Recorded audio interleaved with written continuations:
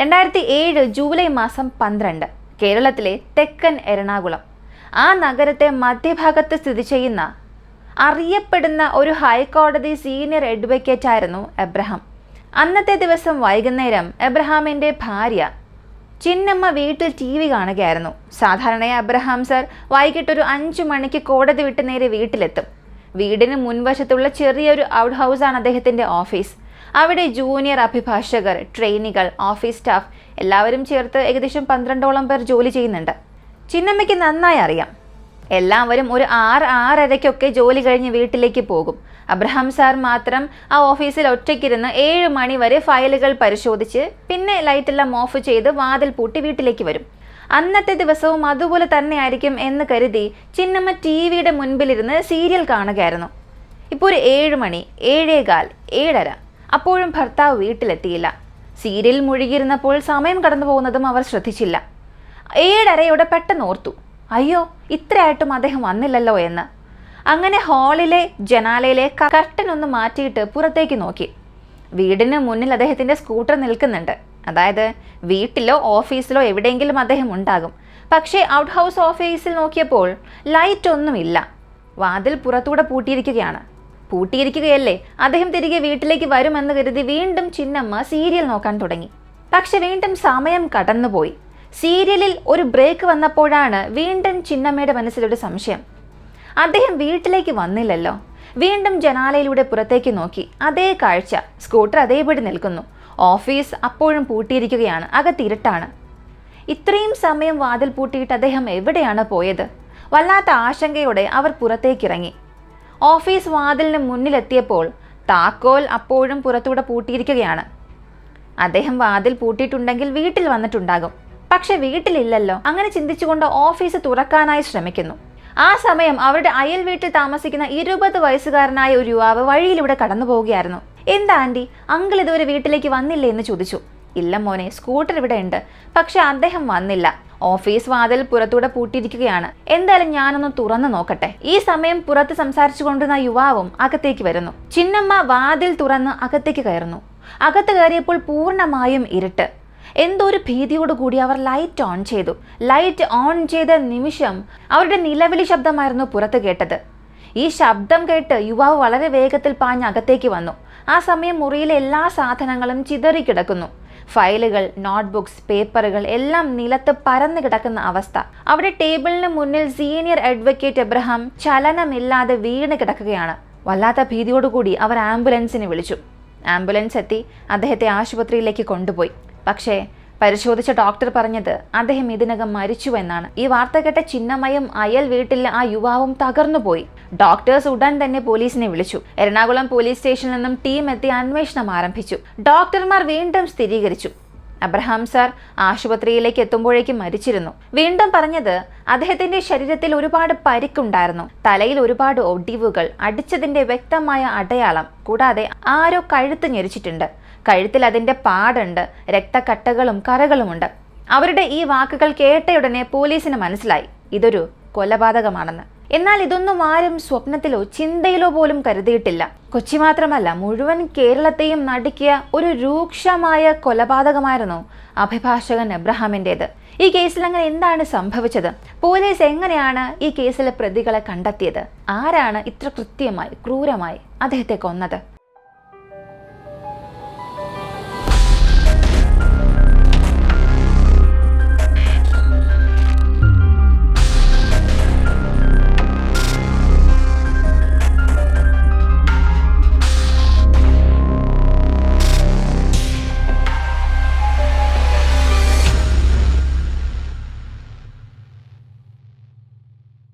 ഡോക്ടറുടെ റിപ്പോർട്ട് കേട്ട പോലീസ് ആദ്യം അദ്ദേഹത്തിന്റെ ഭാര്യ ഒറ്റയ്ക്ക് വിളിച്ചു ചോദിച്ചു.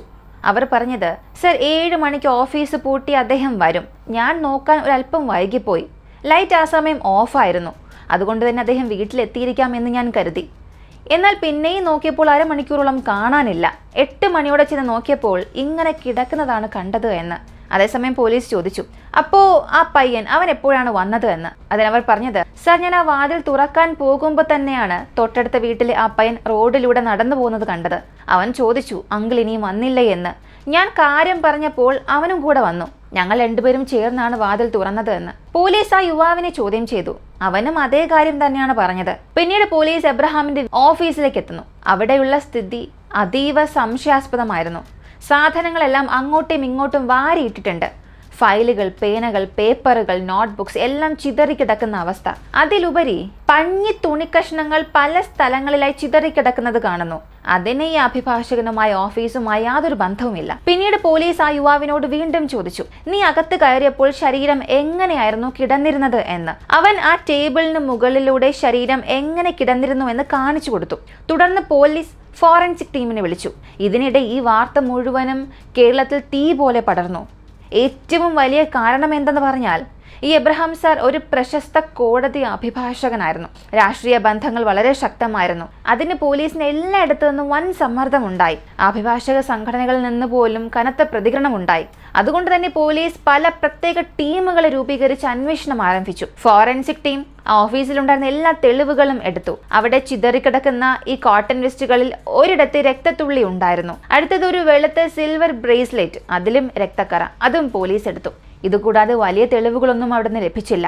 ആദ്യം പോലീസ് ഒരു മോഷണവുമായി ബന്ധപ്പെട്ട കൊലപാതകമായിരിക്കും ഇതെന്ന് കരുതി. പക്ഷെ ഭാര്യ പറഞ്ഞത് അദ്ദേഹത്തിന്റെ കഴുത്തിൽ ഒരു ചെയിൻ ഉണ്ടായിരുന്നു, വിരലിൽ മോതിരം ഉണ്ടായിരുന്നു, ഡെസ്കിലും ലോക്കറിലും എല്ലാം പണം ഉണ്ടായിരുന്നു. അതെല്ലാം അവിടെ തന്നെ അതുപോലെ ഉണ്ടെന്നും പറഞ്ഞു. ഇപ്പൊ പോലീസ് ഉറപ്പിച്ചു ഇതൊരു മോഷണത്തിനായിട്ടുള്ള കൊലപാതകം അല്ല എന്ന്. അങ്ങനെ കേസിനെ മറ്റൊരു ദിശയിലേക്ക് കൊണ്ടുപോകാൻ തുടങ്ങി. മുൻ പകയോ വ്യക്തിപരമായ വിരോധമോ കാരണം കൊന്നതാകാമോ എന്ന്. അതുകൊണ്ട് തന്നെ പോലീസ് അദ്ദേഹത്തിന്റെ അടുത്ത സുഹൃത്തുക്കളെയും ബന്ധുക്കളെയും അയൽവാസികളെയും എല്ലാം ചോദ്യം ചെയ്തു. പക്ഷെ അവർക്ക് കൂടുതൽ സംശയം തോന്നിയത് വാതിൽ തുറക്കാൻ കൂടെ വന്ന ആ യുവാവിലേക്കാണ്. അവനെ വീണ്ടും പിടിച്ചു കൂടുതൽ കഠിനമായി ചോദ്യം ചെയ്യാൻ തുടങ്ങി. അവനെക്കുറിച്ച് അയൽവാസികളോടും ചോദിച്ചു. പക്ഷെ അയൽവാസികൾ, അവന്റെ അമ്മ, അഭിഭാഷകന്റെ ഭാര്യ എല്ലാവരും പറഞ്ഞത് ഒരേ കാര്യമാണ്. അവൻ വളരെ നല്ല പയ്യനാണ്, നന്നായി പഠിക്കുന്ന കുട്ടി. ഇവിടുന്ന് രണ്ടാമത്തെ വീട്ടിലാണ് അവന്റെ വീട്. ബാല്യകാലം മുതൽ ഇവിടത്തെ കുട്ടികളുമായി അവൻ കൂടെ കളിക്കാറുണ്ട്.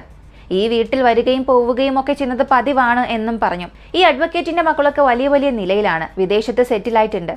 അതിനാൽ തന്നെ വീട്ടിൽ ഈ എബ്രഹാമും ഭാര്യയും മാത്രമാണ് താമസിക്കുന്നത്. അങ്ങനെ ആ പയ്യനെ കുറിച്ച് സംശയാസ്പദമായ ഒന്നും കിട്ടാത്തതിനാൽ അവനെ കേസിൽ ബന്ധമില്ല എന്ന് പോലീസ് കരുതി. അങ്ങനെയാണെങ്കിൽ ഇത് ചെയ്തത് ആരായിരിക്കും? ഇതോടെ അവർ ഓഫീസിൽ സ്റ്റാഫുകളെല്ലാം ചോദ്യം ചെയ്യാൻ തുടങ്ങി. ഓഫീസിൽ 12-ലധികം പേർ ജോലി ചെയ്തിരുന്നു. ജൂനിയർ ലോയേഴ്സ്, ട്രെയിനികൾ, office staffs, cleaning lady, peon, ഇങ്ങനെ. പക്ഷേ എല്ലാവരെയും ചോദ്യം ചെയ്തിട്ടും ഇവർക്കും ഈ കേസിനും നേരിട്ട് ബന്ധമുണ്ടെന്ന രീതിയിൽ ഒരു സംശയം പോലും വന്നില്ല. ഇങ്ങനെ ഒരാഴ്ച, 2 ആഴ്ച, 1 മാസം കേസിന് ഒട്ടും മുന്നേറ്റം ഉണ്ടായില്ല. ഇതിനിടയിൽ പോലീസ് നേരിടുന്ന സമ്മർദ്ദത്തിന് അതിരുകളില്ലായിരുന്നു. ഈ കൊലപാതകം കാരണം എറണാകുളത്തെ പല സ്ഥലങ്ങളിലും സമരവും പ്രതിഷേധവും രാഷ്ട്രീയ സമ്മർദ്ദവും അഭിഭാഷക സംഘടനകളുടെ സമ്മർദ്ദം എല്ലാം ഉണ്ടായിരുന്നു. ഇത് താങ്ങാനാകാത്ത സർക്കിൾ ഇൻസ്പെക്ടർ ഒരു തീരുമാനം എടുത്തു. കേസ് വീണ്ടും ആദ്യം മുതൽ അന്വേഷണം തുടങ്ങണം. അങ്ങനെ പോലീസ് വീണ്ടും കേസ് ഫയൽസ് എല്ലാം ഓപ്പൺ ചെയ്തു. കുറ്റകൃത്യം എങ്ങനെ നടന്നിരിക്കാമെന്ന് അവർ ഒന്നുകൂടെ പരിശോധിച്ചു. അകത്തേക്ക് വന്നവർ എങ്ങനെ അടിച്ചിട്ടുണ്ടാകും, എവിടെ നിന്ന് അടിച്ചിട്ടുണ്ടാകും, എങ്ങനെ ആക്രമിച്ചിട്ടുണ്ടാകും, പല കോണിൽ പരിശോധിക്കാൻ തുടങ്ങി.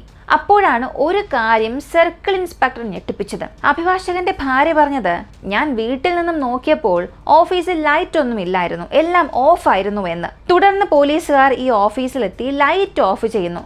അപ്പോഴാണ് ഒരു കാര്യം മനസ്സിലായത്.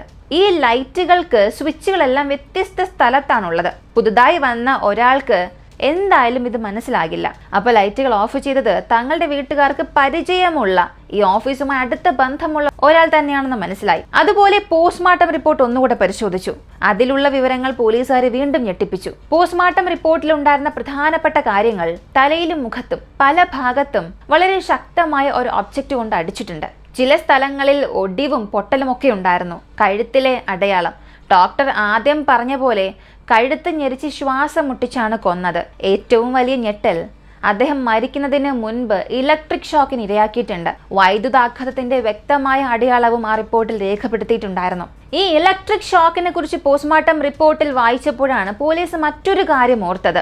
ഈ കേസ് ആദ്യം പരിശോധിച്ചപ്പോഴെടുത്ത ഫോട്ടോസ്. ആ ഫോട്ടോസിൽ ഒന്നിൽ വക്കീലിരിക്കുന്ന കസേരയുടെ അടുത്ത് 2 വയറുകൾ താഴേക്ക് തൂങ്ങിയ നിലയിൽ കണ്ടിരുന്നു. അന്ന് ഇൻവെസ്റ്റിഗേഷൻ നടന്നപ്പോൾ അതൊരു വലിയ കാര്യമായി ആരും പരിഗണിച്ചില്ല.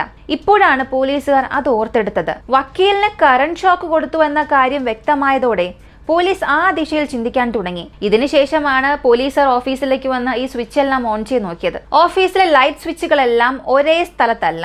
ചിലത് ഒരു റൂമിൽ, ചിലത് അകത്തെ റൂമിൽ, ചിലത് സ്റ്റോർ റൂമിൽ, ഇങ്ങനെ വ്യത്യസ്ത സ്ഥലങ്ങളിൽ. അതായത് കെട്ടിടം മുഴുവനും ലൈറ്റ് ഓഫ് ചെയ്യണമെങ്കിൽ എല്ലായിടത്തും പോയി സ്വിച്ച് ഓഫ് ചെയ്യേണ്ടി വരും. പുതുതായി വരുന്ന ഒരാൾക്ക് ഇത് ചെയ്യാനാകില്ല. പിന്നെ മെയിൻ സ്വിച്ച് ഓഫ് ചെയ്തിട്ടില്ല. മെയിൻ സ്വിച്ച് ഓഫ് ചെയ്തിരുന്നെങ്കിൽ വക്കീലിന് കറണ്ട് ഷോക്ക് കൊടുക്കാൻ സാധിക്കില്ലായിരുന്നു. അതുകൊണ്ട് തന്നെ മെയിൻ സ്വിച്ച് ഓഫ് ചെയ്തില്ല. പക്ഷേ ലൈറ്റുകളെല്ലാം ഓഫ് ചെയ്തിരുന്നു. അപ്പോൾ ഓഫീസിന്റെ ക്രമീകരണം നന്നായി അറിയാവുന്ന ഒരാളുടെ പണി തന്നെയാണിതെന്ന് പോലീസിന് മനസ്സിലായി. അതുകൊണ്ട് ഓഫീസിൽ ജോലി ചെയ്തിരുന്നവരെ ചോദ്യം ചെയ്യാൻ പോലീസ് തീരുമാനിച്ചു. പക്ഷേ അപ്പം തന്നെ ഈ ഒരു കേസ് വലിയ വിവാദമായി മാറിയിരുന്നു. ലോയേഴ്സ് യൂണിയൻ ഓഫീസിന്മേൽ വലിയ സമ്മർദ്ദം ചെലുത്തി.